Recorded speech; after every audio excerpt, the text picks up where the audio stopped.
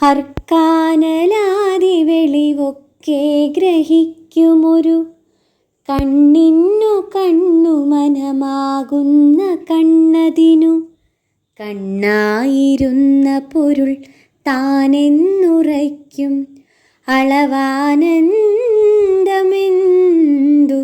ഹരിനാരായണായ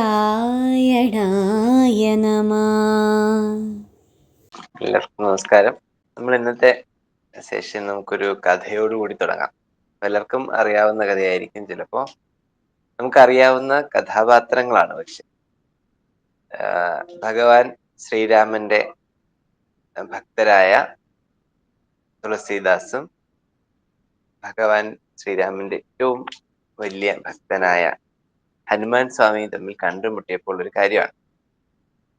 അപ്പോ ഭഗവാൻ ഹനുമാൻ സ്വാമി ലങ്കയിൽ പോയി സീതാദേവിയെ കണ്ടു, ലങ്ക മുഴുവൻ കണ്ടു വന്നിരിക്കുകയാണ്.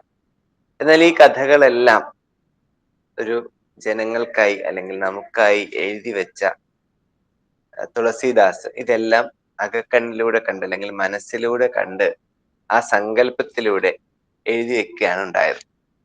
ഈ തുളസീദാസിന്റെ രാമചരിതമാനസം അതിനകത്ത് ലങ്കയെക്കുറിച്ച് വർണ്ണിക്കുമ്പോൾ വളരെ മനോഹരമായ പൂന്തോട്ടങ്ങളും വെളുത്ത പുഷ്പങ്ങളും നിറഞ്ഞ ആ ഒരു സങ്കല്പത്തിലൂടെയാണ് ലങ്കയെ വർണ്ണിക്കുന്നത്. അപ്പോ ഭഗവാൻ ഹനുമാൻ സ്വാമി തുളസീദാസിനോട് ചോദിച്ചു, താങ്കളല്ലല്ലോ, താങ്കൾ കണ്ടില്ലല്ലോ, ഞാനല്ലേ കണ്ടത്. ഞാൻ കണ്ട ലങ്ക ഇങ്ങനെയൊന്നുമല്ല. ഞാൻ കണ്ട ലങ്കയിലെ പൂക്കൾക്ക് വെള്ള നിറമല്ല. ഞാൻ കണ്ട ലങ്കയിലെ പൂക്കൾക്ക് ചുവപ്പ് നിറമാണ്. ഞാൻ കണ്ട ലങ്കയിലെ പൂക്കൾക്ക് ആസ്വാദ്യതയില്ല, ഭീതി ജനിപ്പിക്കുന്നതായിരുന്നു ആ ലങ്കയിലെ പൂക്കൾ. പിന്നെ താങ്കൾ എഴുതിയപ്പോൾ കണ്ട ഞാൻ പറയുന്നതിനേക്കാൾ വന്നതാണോ? താങ്കൾ എഴുതിയപ്പോൾ എന്തുകൊണ്ട് ഈ പൂക്കളുടെ നിറം വെള്ളയായി? അല്ലെങ്കിൽ ഈ പൂക്കൾ സ്വർഗത്തേക്കാൾ മനോഹരമായ പൂന്തോട്ടമാണെന്ന് താങ്കൾക്ക് അതെങ്ങനെ വർണ്ണിക്കാൻ കഴിയുന്നു?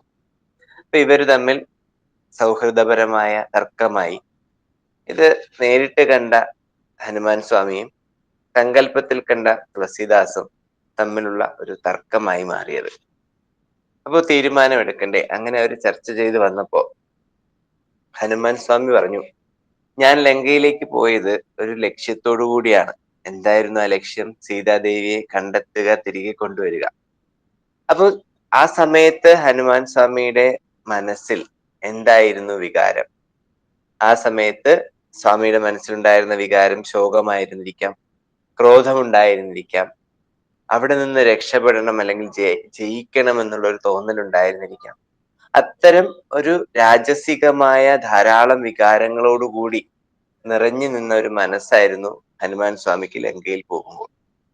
ആ മനസ്സോടുകൂടി ലങ്കയെ കണ്ടപ്പോൾ ലങ്കയിലെ പൂന്തോട്ടങ്ങളും ലങ്കയിലെ പൂക്കളുമെല്ലാം ഭീതി ജനിപ്പിക്കുന്നതും ചുവന്ന നിറത്തോടു കൂടിയ പുഷ്പങ്ങളോട് കൂടിയതുമായി കണ്ടു. അപ്പോ തുളസീദാസ് രാമായണം എഴുതുമ്പോൾ എന്തായിരുന്നു അതിനകത്ത്? അദ്ദേഹം രാമചരിതം വിവരിക്കുമ്പോൾ ഭക്തി മാത്രമായിരുന്നു. ആ ഭക്തി എന്തിനു വേണ്ടിയായിരുന്നു? ആനന്ദത്തിന് വേണ്ടിയായിരുന്നു.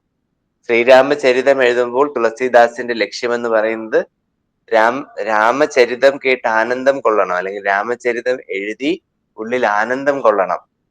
അപ്പൊ ആനന്ദം കൊള്ളണം എന്നുള്ള ഒരു സങ്കല്പത്തോടു കൂടി എഴുതുമ്പോൾ അദ്ദേഹം കണ്ട പൂന്തോട്ടവും അദ്ദേഹം കണ്ട പൂക്കളും സ്വർഗത്തേക്കാൾ മനോഹരമായ പൂന്തോട്ടമായി.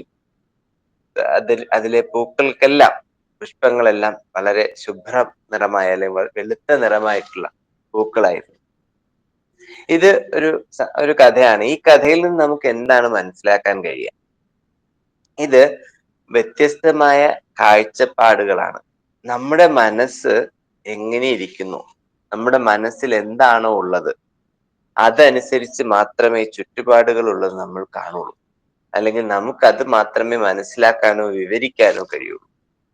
ക്രോധം, ശോകമൊക്കെ നിറഞ്ഞു നിന്ന ഹനുമാൻ സ്വാമിയുടെ മനസ്സിലൂടെ, ആ ഉൾക്കണ്ണിലൂടെ കണ്ണുകൾ പുറത്തേക്ക് നോക്കിയപ്പോൾ കണ്ടത് ചുവന്ന പുഷ്പങ്ങളും ഭീകരത നിറഞ്ഞ ഭയം ജനിപ്പിക്കുന്ന പൂന്തോട്ടങ്ങളുമാണ്. എന്നാൽ തുളസീദാസ് അദ്ദേഹത്തിന്റെ രാമചരിതമാനസം എഴുതിക്കൊണ്ടിരിക്കുമ്പോൾ ഭക്തിയും ലയവും ആനന്ദവും മാത്രമായിരുന്നു കണ്ടിരുന്നത്. അതുകൊണ്ട് തന്നെ അദ്ദേഹത്തിന് ഒരിക്കലും ഒരു ചുവന്ന പുഷ്പമോ ഒന്നും സങ്കല്പിക്കാൻ കഴിഞ്ഞില്ല. അതിമനോഹരമായ ലങ്ക മാത്രമേ സങ്കല്പിക്കാൻ കഴിഞ്ഞുള്ളൂ. ഒന്ന് തിരിഞ്ഞു നോക്കൂ നമ്മുടെ ജീവിതത്തിലേക്ക്. നമ്മൾ കണ്ടതും നമ്മുടെ കാഴ്ചപ്പാടുകളും എല്ലാം എന്തിനെ ആശ്രയിച്ചിരുന്നു?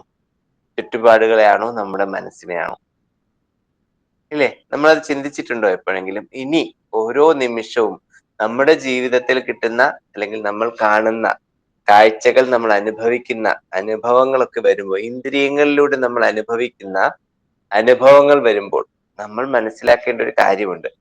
ഇന്ദ്രിയങ്ങൾ നൽകുന്നതിനേക്കാൾ പ്രാധാന്യം നമ്മുടെ മനസ്സ് അതിനോടെങ്ങനെ എന്നുള്ളതാണ്. ആ ഇന്ദ്രിയങ്ങൾ നൽകുന്നതല്ല, അല്ലെങ്കിൽ നമ്മുടെ മനസ്സ് തീരുമാനിക്കുന്നതാണ് നമ്മൾ കാണുന്നത് അല്ലെങ്കിൽ നമ്മൾ അനുഭവിക്കുന്നത്. നമ്മൾ കാണുന്ന പൂവിന്റെ നിറം ചുവപ്പാകുന്നത് നമ്മുടെ ഉള്ളിലെ ക്രോധം കൊണ്ടാണ്. നമ്മൾ കാണുന്ന പൂവിന്റെ നിറം വെളുപ്പാകുന്നത് നമ്മുടെ ഉള്ളിലെ മനസ്സ് ശാന്തത കൊണ്ടാണ്.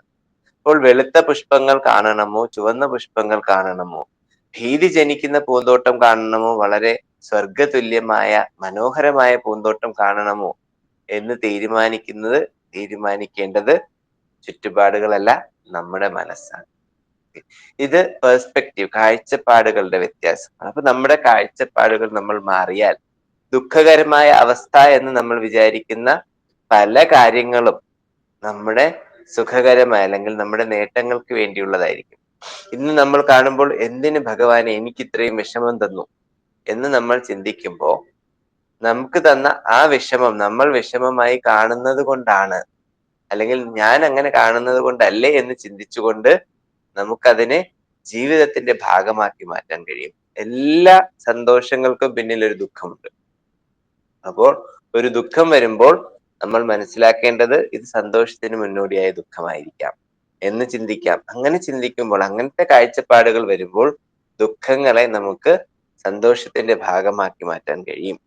മനസ്സിന്റെ ചിന്തകളാണ് ദുഃഖമാണോ സുഖമാണോ, ശരിയാണോ തെറ്റാണോ എന്നൊക്കെ തീരുമാനിക്കുന്നത്.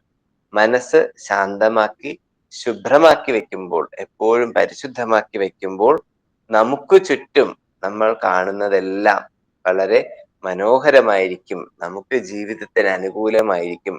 മഞ്ഞപ്പിത്തം ബാധിച്ച കണ്ണോട് കൂടിയോ അഴുക്ക് പറ്റിയ കണ്ണടയോട് കൂടിയോ നമ്മൾ ചുറ്റുപാടുകളെ കണ്ടാൽ ആ മഞ്ഞയും കാണും, കണ്ണടയിലെ അഴുക്ക് എവിടെ നോക്കിയാലും കാണും. കണ്ണടയിൽ പറ്റിയിരിക്കുന്ന ഒരു അടയാളം, ആ അടയാളത്തോട് കൂടിയായിരിക്കും നമ്മൾ എന്തിനേയും കാണുന്നത്. ആ കണ്ണട മാറ്റിയാൽ മാത്രമേ പരിഹാരം ഉണ്ടാവുകയുള്ളൂ, അല്ലാതെ ചുറ്റുപാടുകളെ മാറ്റാൻ പറ്റില്ല. ആ തിരിച്ചറിവാണ് ജീവിതത്തിൽ സന്തോഷത്തിന് വേണ്ട ഏറ്റവും പ്രധാനപ്പെട്ട ഘടകം. ഇതായിരുന്നു ഇന്ന് നൽകാൻ ഉദ്ദേശിച്ചിരുന്ന സന്ദേശം. നമുക്ക് ഇതിനെ അടിസ്ഥാനപ്പെടുത്തി തന്നെ നമുക്കൊരു മെഡിറ്റേഷനിലേക്ക് കടക്കാം. എല്ലാവരും മെഡിറ്റേഷൻ റെഡിയല്ലേ?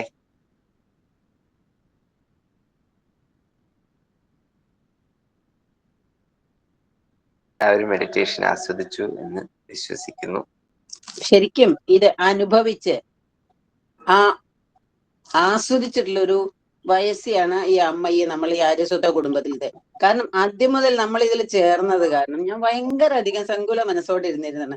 പക്ഷെ ഇന്ന് എത്ര വലിയ ചൈനമതിൽ എന്റെ മുന്നിൽ വന്നാലും അതിനെ വളരെ ശാന്തതയായിട്ട് കൈക്കൊള്ളാനുള്ള ഒരു മാനസികാവസ്ഥയിലേക്ക് എന്നെ എത്തിച്ചത് നമ്മൾ ആര്യസത്വ കുടുംബത്തിലെ ഈ തരത്തിലുള്ള ധ്യാനങ്ങളും ഇത്തരത്തിലുള്ള വ്യായാമങ്ങളോ, അതിനുള്ള മനസ്സിനുള്ള വ്യായാമങ്ങൾ. ഇത് ശരീര വ്യായാമമല്ല, നമ്മൾ എടുക്കുന്ന മനസ്സിലെ വ്യായാമങ്ങളാണ് വളരെ അതെയാണ്. പിന്നെ അതിന് ഉപമ ആയിട്ടുള്ളത് നമ്മുടെ തുളസീദാസിന്റെ രാമചരിത മാനസത്തിൽ കൂടെ നമ്മളെ നയിച്ചത് വളരെയധികം. നമ്മളും കൂടെ അങ്ങ് ആ ലങ്കയിലെത്തിയത് രാമചരിത മാനസത്തിലുള്ള ആ പുഷ്പങ്ങൾ ഇതെല്ലാം കൂടെ ആയി തീർന്നെന്ന് എനിക്ക് തോന്നിയത്.